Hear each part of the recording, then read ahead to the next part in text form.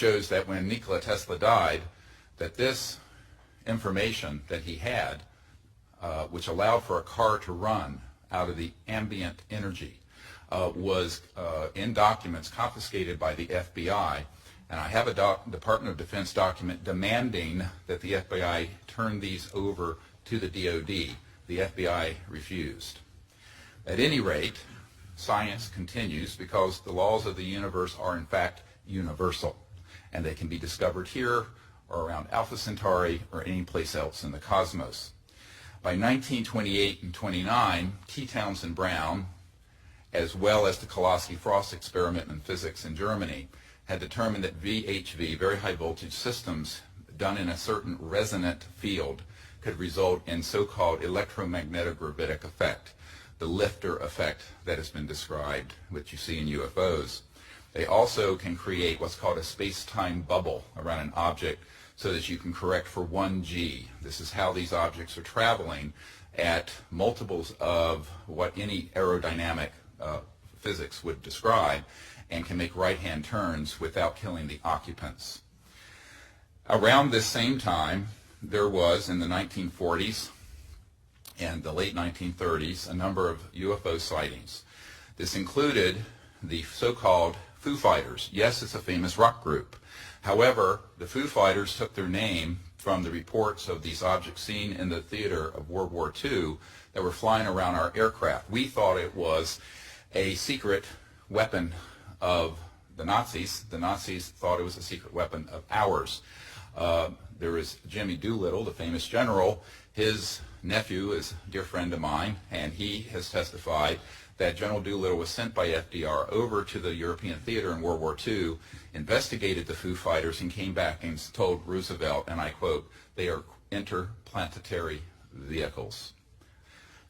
So by then, there began a classified program, and which was augmented further by events, as mentioned, in 1941, and then, of course, the famous Roswell event.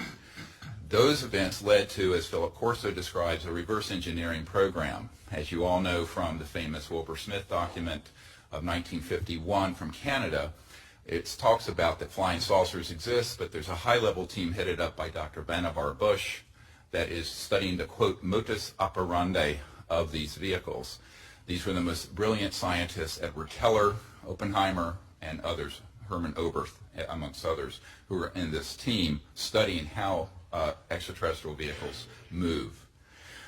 In October of 1954, a key date I want the committee to remember, we have actionable intelligence from someone who has worked in the National Security Agency and has been in the vault.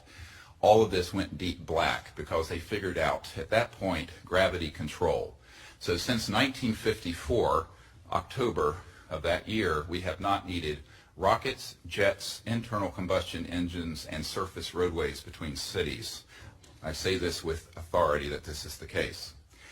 Eventually, these breakthroughs in human discovery were complemented by the study of the extraterrestrial material that were retrieved from these events.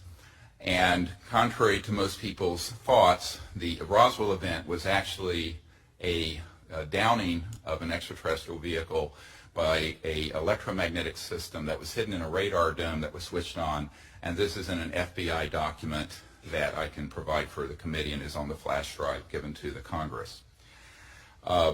The result ultimately was that there were trans-dimensional physics that began to be studied that deal with the nexus between electromagnetism, energy generation, anti-gravity, and consciousness. And we have discovered that there is a nexus and that, in fact, there are electromagnetic systems that have been developed that can interface directly with what we call coherent thought, the same way that you can interface with a system with lasers, which is coherent light, where you sync up all the wavelengths.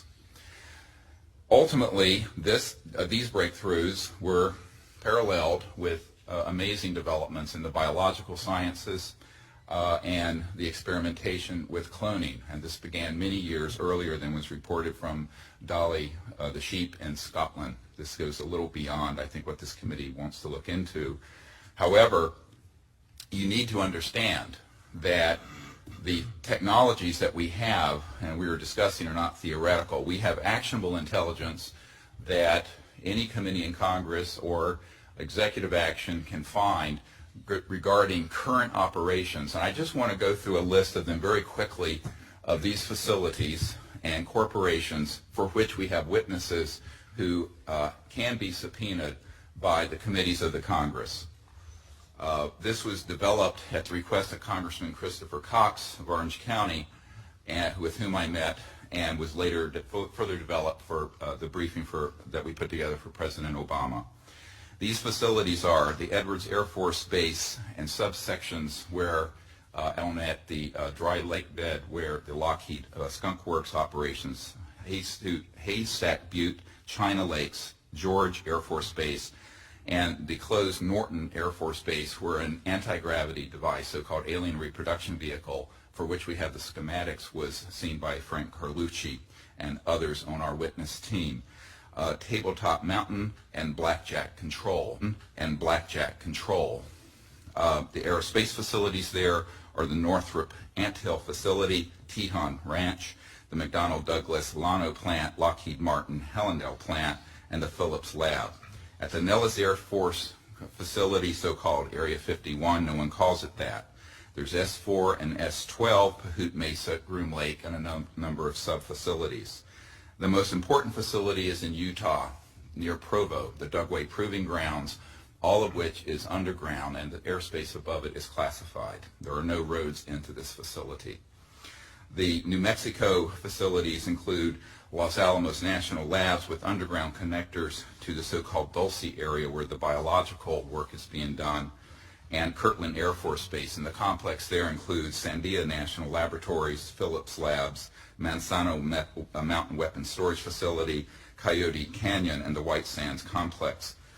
In Arizona, near Fort Huachuca, which is Army Intelligence Headquarters, there is a UGB underground base where one of our witnesses, who will testify, worked on 9 separate extraterrestrial vehicles that had been down through advanced electromagnetic pulse weapons, and there are several different species of extraterrestrial biologicals stored at that facility.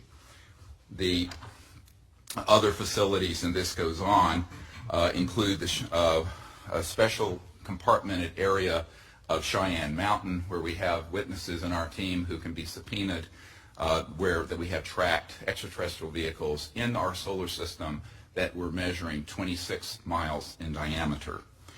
There are also facilities in Australia, a key one being Pine Gap, the so-called Alice Springs facility, which is mostly a U.S. Air Force facility, even though it is in Australia. I recently talked to the Deputy Prime Minister of Australia about this. Also the Redstone Arsenal and the Marshall Space Flight Center. We have a scientist at the Redstone Arsenal who works under contract for IT&T, who have developed these transdimensional systems. He was under contract with my project to bring these energy devices out, and he was then threatened by a former CIA director and what I call the goon squad that went down there 3 years ago in March. This is just part of the information we have, and this information is on the flash drive given, then that you're all welcome to review. Thank you. Thank you.